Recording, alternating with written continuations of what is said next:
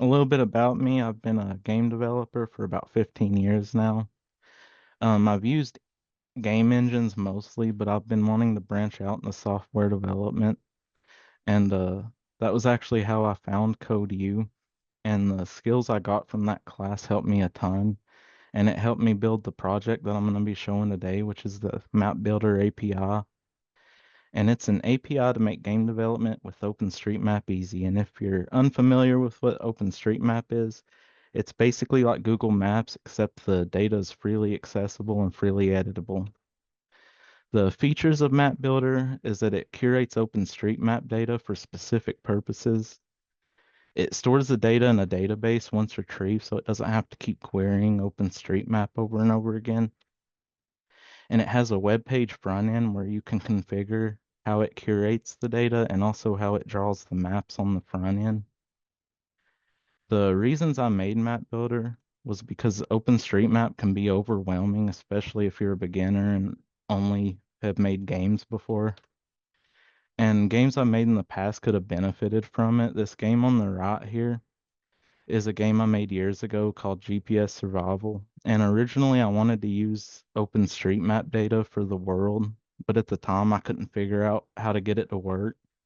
And I've always wanted to go back and re-tackle the issue of it. And finally, I want games I make in the future to benefit from it and also other people's as well. The main source of data that Map Builder gets from OpenStreetMap is going to be nodes and ways. And what nodes are is they're the location of something. They're basically a point on the map. And if it's a single node, it's usually something smaller, for example, a street sign. And ways are a collection of nodes, and they represent the shape of something larger. As in the demonstration here, it's buildings and a road. With these two bits of information, we can already start piecing together maps. But you may wonder how it knows to color the buildings gray and the river blue. And that's where the next bit of information comes in. It's tags and it gives a description of a node or a way. So we got two examples here, and as you can see, it brings quite a bit of information back, but usually or almost always you can figure out what a feature is just with a single tag, and in this instance it would be these two tags. And as it's saving information to the database, I needed to keep it manageable. And to do that, I use something called cells. And cells are a part of a library called S2 Geometry. And what it does is it represents the globe as a grid of cells. So whenever I'm saving nodes to the database, I also keep a reference to the cell that it's located in.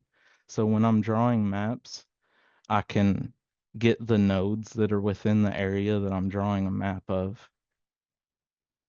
So this is the first screen of Map Builder I'm going to be showing. It's the feature settings. It can be accessed with this button here. And we'll get the example from earlier. And what it's going to do is it's going to go through the tags of the feature, and it's going to compare the key and the value.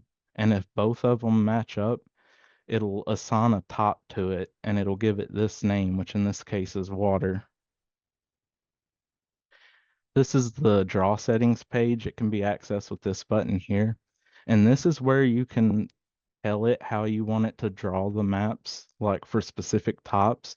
So you, in the top name, you put what top it is, and then you can use these properties and you can change the order that it draws it in or the color of it. And even though it has a front end, it's mainly to be used as an API. So if you're using it as an API for a game, this is the kind of data you'd be seeing. It would have a list of cells that would have the cell ID, the unique cell token, and then it would have a list of the node and way objects. And using this information, you'd be able to build a map out of it. So let's go ahead and demonstrate and draw some maps.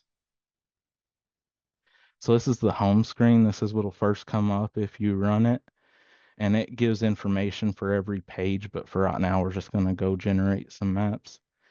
We got some presets here. These are just some example locations. We're just gonna do the first one because it's the fastest. And we're gonna do a level 15.